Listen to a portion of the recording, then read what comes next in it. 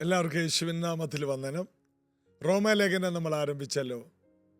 പൗലോസ് തന്നെ പരിചയപ്പെടുത്തുകയാണ്. ഞാൻ വെറും ഒരു സുവിശേഷകനല്ല, വിശുദ്ധ രേഖകളിൽ പറഞ്ഞിരിക്കുന്ന ക്രിസ്തുവെന്ന അതിശ്രേഷ്ഠമായ സുവിശേഷം, ആ സുവിശേഷത്തിനായി വേർതിരിച്ച് വിളിക്കപ്പെട്ട, അയക്കപ്പെട്ട കർത്താവിൻ്റെ ദാസനായ പൗലോസാണ് ഞാൻ ആർക്കാണ് ഈ ലേഖനം എഴുതുന്നത്? അതാണ് 1-ാം അധ്യായത്തിൻ്റെ 3-ാം വാക്യം. റോമയിൽ ദൈവത്തിന് പ്രിയരും വിളിക്കപ്പെട്ട വിശുദ്ധന്മാരുമായി എല്ലാവർക്കും എഴുതുന്നത്. ഞാൻ ആർക്ക് വേണ്ടി എഴുതുന്നു? അവരും കുറഞ്ഞ ആൾക്കാരല്ല, ഞാൻ ഒട്ടും കുറഞ്ഞയാളല്ല, ഞാൻ ദൈവത്താൽ നിയോഗിക്കപ്പെട്ടവനാണ്. ഇനി ഞാനിത് എഴുതുന്നത് ആർക്കാണ്? സാധാരണക്കാർക്കല്ല. അവരാരാണ്? റോമയിൽ ദൈവത്തിന് പ്രിയരും, ദൈവത്തിന് ഏറ്റവും പ്രിയപ്പെട്ടവരാണ് വിളിക്കപ്പെട്ട വിശുദ്ധന്മാർ എന്ന് താൻ പറയുന്നു. ദാവീദ് അതിനെക്കുറിച്ച് സങ്കീർത്തനത്തിൽ പറയുന്നു, ഭൂമിയിലുള്ള വിശുദ്ധന്മാരോ അവരെനിക്ക് പ്രസാദമുള്ള ശ്രേഷ്ഠർ ആകുന്നു.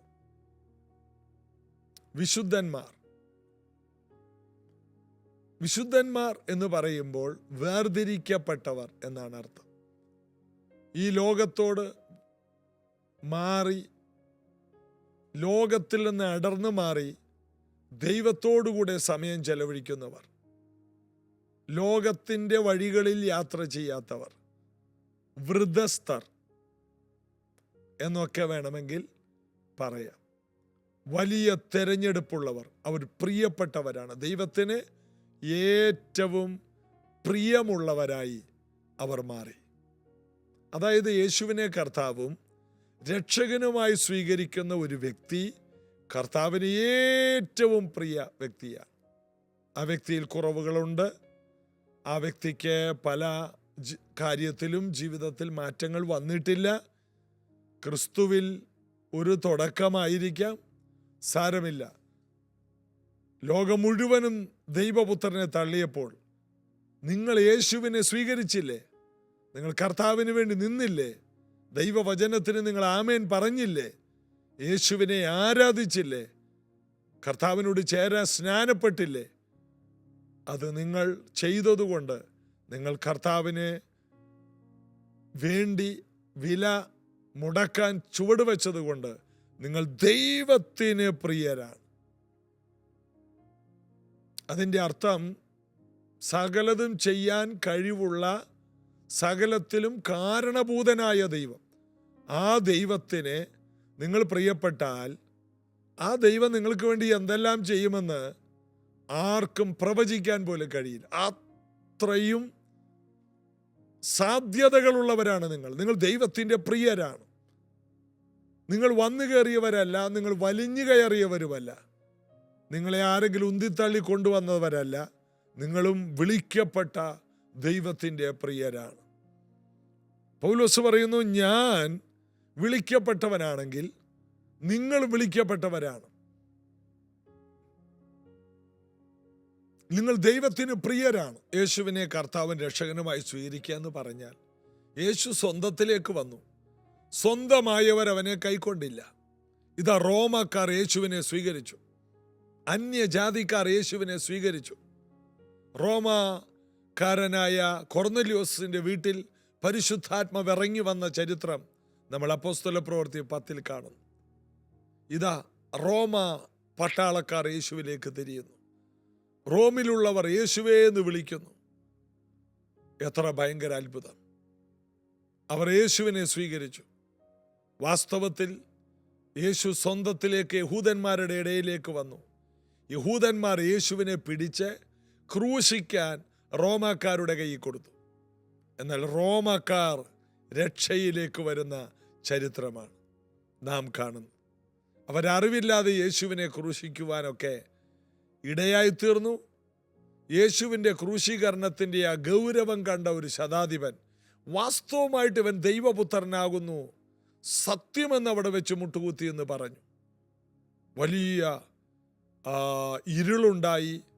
ദേവാലയത്തിലെ തിരശ്ശീല മുകളിൽ നിന്ന് താഴോട്ട് കീറിപ്പോയി, ഭയങ്കര ഭൂമികുലുക്കമുണ്ടായി.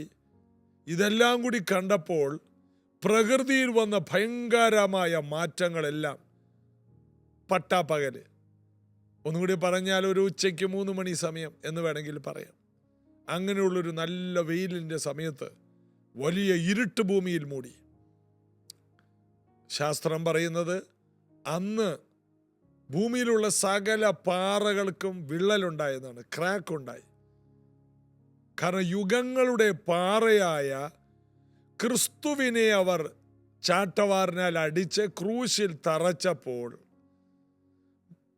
യുഗങ്ങളുടെ പാറയുടെ നിലവിളിയുടെ ശക്തി അല്ലെങ്കിൽ ആ രോദനം കേട്ടു നിൽക്കാൻ കഴിയാതെ പാറകൾ പിളർന്നു പോയെന്നാണ് ഒരിക്കലൊരു ദൈവദാസൻ, പി.ജി. മാസ്റ്റർ എന്ന് പറയും, ആ ദൈവദാസൻ വർണ്ണിക്കുന്നത് ഞാൻ കേട്ടിട്ടുണ്ട്.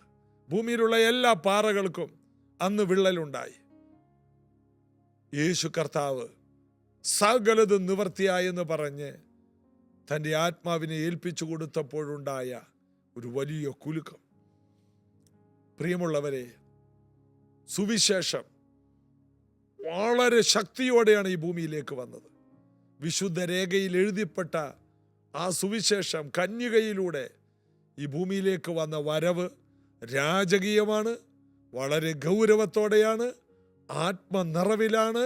ദൂതന്മാർ പാടിക്കൊണ്ട് ആ കാര്യം ആഘോഷമാക്കിയതുമാണ്. അതായത് ഒരു സ്വർഗീയമായ രാജകീയമായ വരവായിരുന്നു സുവിശേഷം ഈ ഭൂമിയിലേക്ക് വന്നത്. അതുകൊണ്ട് സുവിശേഷം ഒളിച്ചു വന്നതല്ല, സുവിശേഷം ചിലർക്കുള്ളതല്ല, ഇത് രാജകീയമാണ്. റോമിലുള്ള വിളിക്കപ്പെട്ട വിശുദ്ധന്മാർ എന്ന് പറയത്തക്ക രീതിയിൽ റോമിലുള്ളവർ ഇന്ന് അശുദ്ധരല്ല. വാസ്തവത്തിൽ യഹൂദന്മാരുടെ ദേവാലയത്തിൽ റോമാക്കാർക്ക് കയറാൻ അവകാശമില്ല, അന്യജാതിക്കാരന് കയറാൻ പ്രാകാരമില്ല. അവർക്ക് പുറത്തെ പ്രാകാരം എന്നൊരു പ്രാകാരമുണ്ട്. ആ പ്രാകാരത്തിലാണ് ഷണ്ണൻ നമസ്കരിക്കാൻ വരുമ്പോൾ നിൽക്കുന്നത്. ജാതികൾക്ക് ദേവാലയത്തിൽ എങ്ങും അവസരമില്ല, പ്രാകാരത്തിൽ പോലും കാലിയവിട്ടാൻ അവകാശമില്ല. എന്നാൽ യേശുവിൻ്റെ രക്തത്താൽ കഴുകൽപ്പെട്ട ഇവർ ഇപ്പോൾ വിശുദ്ധരായി മാറി. ആ ദേവാലയത്തിൽ വിശുദ്ധന്മാരായ പുരോഹിതന്മാരാണ് മേശകളിൽ, ദേവാലയത്തിനകത്ത്, അതിപരിശുദ്ധ സ്ഥലത്ത് ഒക്കെ ശുശ്രൂഷ ചെയ്യാൻ വിളിക്കപ്പെട്ടവർ, വിളിക്കപ്പെട്ട വിശുദ്ധന്മാർ. അത് ലേവി കുടുംബമായിരുന്നു. എന്നാൽ ലേവി കുടുംബത്തിലല്ലാത്ത ഒരു കൂട്ടർ, റോമയിലുള്ള വിളിക്കപ്പെട്ട വിശുദ്ധന്മാർ. യേശുവിൻ്റെ രക്തം സകല പാപവും പോക്കി നമ്മെ ശുദ്ധീകരിക്കുന്നു എന്ന് പറയുന്ന ആ വചനം നിങ്ങൾ എത്ര പേർ വിശ്വസിക്കുന്നുണ്ട്? എല്ലാ പാപവും, യെശയ്യാവ് അതിനെക്കുറിച്ച് പറയുന്നു, വരുവിൻ നമുക്ക് തമ്മിൽ വാദിക്കാം, നിങ്ങളുടെ പാപം കടും ചുവപ്പായിരുന്നാലും ഹിമം പോലെ പഞ്ഞി പോലെ വെളുപ്പിക്കും. അതാണ് യെശയ്യാവ് 1 പറയുന്നു, വരുവിൻ നമുക്ക് തമ്മിൽ വാദിക്കാം. ദൈവം വെല്ലുവിളിക്കുകയാണ്. നിങ്ങൾ എത്ര വലിയ പാപിയാണെങ്കിലും നിങ്ങളെ വിശുദ്ധരാക്കി മാറ്റും. നിങ്ങൾ എത്ര ദുഷ്ടന്മാരാണെങ്കിലും നിങ്ങളെ കൃപയുള്ളവരാക്കി മാറ്റും. നിങ്ങൾ എത്ര നശിച്ചവരാണോ നിങ്ങൾ നിത്യജീവനുള്ളവരായി മാറും. നിങ്ങൾ എത്ര അനീതിയുള്ളവരാണോ നിങ്ങൾ നീതിമാന്മാരാകും. വരുവിൻ നമുക്ക് തമ്മിൽ വാദിക്കാം. ദൈവം വെല്ലുവിളിക്കുകയാണ്. എൻ്റെ പുത്രൻ്റെ രക്തത്താൽ നിങ്ങൾ ഇന്ന് പുറത്തെ പ്രാകാരത്തിൽ നിൽക്കണ്ട, അകത്തെ പ്രാകാരത്തിൽ നിൽക്കണ്ട, വിശുദ്ധ സ്ഥലത്ത് ഒതുങ്ങണ്ട, ധൈര്യത്തോടെ കൃപാസനത്തിലേക്ക് അടുത്തു വരുന്ന വിശുദ്ധന്മാർ. പഴയ നിയമത്തിൽ 12 ഗോത്രങ്ങളിൽ ഒരു ഗോത്രത്തിന് മാത്രം അകത്ത് കയറാൻ കഴിയുന്ന ദേവാലയം. എന്നാൽ യേശു പറഞ്ഞു, ഇതാ ദേവാലയത്തേക്കാൾ വലിയവൻ. ആ വലിയവൻ്റെ അടുക്കലേക്ക് വരിക എന്ന് പറയുമ്പോൾ അവിടെ പ്രാകാരം വേണ്ട, വിശുദ്ധ സ്ഥലം വേണ്ട, അതിപരിശുദ്ധ സ്ഥലം വേണ്ട. യേശുവിൻ്റെ ക്രൂശ് മരണത്തിൽ ദേഹമെന്ന തിരശീല കീറിയതുകൊണ്ട് ദേവാലയത്തിലെ തിരശീല മുകളിൽ തൊട്ട് അടിവരെ കീറിപ്പോയതുകൊണ്ട് ഇനി ദൈവമായിട്ട് കീറിയതിനെ മനുഷ്യൻ തുന്നിക്കെട്ടാൻ നോക്കണ്ട. ആ കാലത്ത് അന്നുണ്ടായിരുന്നവർ അത് തുന്നിക്കെട്ടിക്കാണും. എന്നാൽ ദൈവം കീറിയതിന് തുന്നിയവരാണ്. ദൈവം കീറിക്കളഞ്ഞ ആചാരങ്ങളെ വീണ്ടും കൂട്ടിത്തയ്ക്കുന്നവർ. ഒരിക്കൽ യെരിഹോ കോട്ട ആരെങ്കിലും പണിതാൽ അവൻ ശപിക്കപ്പെട്ടവനെന്ന് യോശുവ യെരിഹോ കോട്ട ഇടിഞ്ഞപ്പോൾ ശപഥം ചെയ്തു. ഇതിൻ്റെ അടിസ്ഥാനം ആരെങ്കിലും ഇട്ടാൽ അവൻ്റെ മൂത്ത മകനും, ഇതിനൊരു കഥകാരെങ്കിലും വെക്കാൻ നോക്കിയാൽ അവൻ്റെ ഇളയ മകനും മരിക്കും. ശാപം. ദൈവം പണിത കൃപയുടെ അടിസ്ഥാനത്തെ പൊളിക്കാൻ ഒരു വ്യക്തിയെ ദൈവം അനുവദിക്കില്ല. ദൈവം വിശുദ്ധിക്ക് വേണ്ടി ഒരു പഴയ നിയമ ദേവാലയത്തെ തന്നെ ക്യാൻസൽ ചെയ്ത് കളഞ്ഞു. ഇനി യേശുവിൻ്റെ രക്തം നേരിട്ട് അപ്ലൈ ചെയ്ത് നേരിട്ട് വിശുദ്ധരായി ഈ ലോകത്തിൽ വേർതിരിക്കപ്പെട്ട വിശുദ്ധരെന്ന പദവിയിൽ നിൽക്കാൻ ദൈവം നമ്മെ വിളിച്ചിരിക്കുന്നു. എത്ര പേര് അതിന് ആമേൻ പറയും? കർത്താവിൽ ബലപ്പെടാം, കർത്താവിൽ സന്തോഷിക്കാം. നമുക്കൊരു നിമിഷം പ്രാർത്ഥിക്കാം. ഇന്ന് പ്രത്യേകിച്ച് പ്രാർത്ഥിക്കാനുള്ളത് +2 പരീക്ഷ ആരംഭിക്കുന്ന ദിവസമാണ്. 10ാം ക്ലാസ് പരീക്ഷ ഇന്നലെ ആരംഭിച്ചു. +2വിൻ്റെ പരീക്ഷ ആരംഭിക്കുന്നു. കുഞ്ഞുങ്ങളെ ധൈര്യപ്പെട്. നിങ്ങൾ യേശു അപ്പച്ചൻ്റെ മക്കളാണ്. നിങ്ങൾക്ക് ധൈര്യമായി ഈ കൃപയുടെ അടുത്തേക്ക് ചെല്ലാം. കൃപാസനത്തിലേക്ക് അടുത്ത് ചെല്ലാം. അബ്ബാ പിതാവേ എന്ന് വിളിച്ചുകൊണ്ട് ചെല്ലാം. നിങ്ങൾ മക്കളെങ്കിൽ നിങ്ങൾ അവകാശികളാണ്. 10ാം ക്ലാസ് പരീക്ഷയും +2 പരീക്ഷയൊക്കെ നല്ല മാർക്കോടെ നിങ്ങൾ പാസ്സാകും.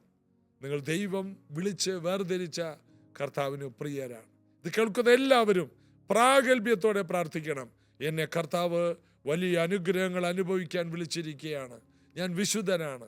ഞാൻ കർത്താവിൻ്റെ വകയാണ്.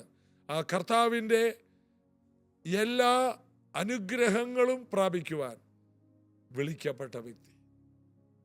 യേശു എനിക്ക് വേണ്ടി തുറന്നത് ഇനി എനിക്ക് അടഞ്ഞു പോകില്ല എന്ന് ഉറപ്പുള്ളവർ നമുക്ക് ഒരുമിച്ച് പ്രാർത്ഥിക്കുക. യേശുവേ, +2വിൻ്റെ പരീക്ഷ ആരംഭിക്കുന്നില്ല. കുഞ്ഞുമക്കളെ ഞങ്ങൾ അനുഗ്രഹിക്കുന്നു. ഏറ്റവും നല്ലൊരു വിജയം അവരുടെ ജീവിതത്തിൽ ഉണ്ടാകട്ടെ. 10ാം ക്ലാസ് പരീക്ഷ, SSLC പരീക്ഷ നടക്കുന്നല്ലോ. കുഞ്ഞുങ്ങളെ അനുഗ്രഹിക്കുന്നു. അവരുടെ വഴികളും വാതിലുകളും തുറക്കണമേ. അങ്ങിൽ ഏൽപ്പിക്കുന്നു. ഈ വചനങ്ങൾ കേട്ടവരെല്ലാം കർത്താവിനാൽ അനുഗ്രഹിക്കപ്പെടട്ടെ. യേശുവിൻ നാമത്തിൽ ആമേൻ. കർത്താവിലും കർത്താവിൻ്റെ അമിത ബലത്തിലും നമുക്ക് ഒരുമിച്ച് ശക്തിപ്പെടാം.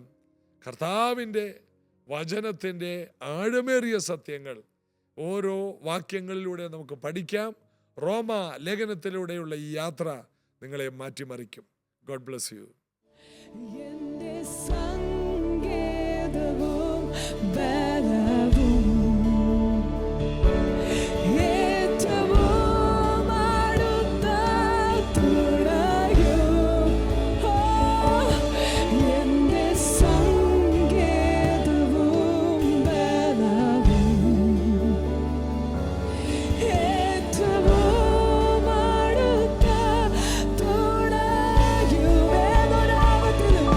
Yeah.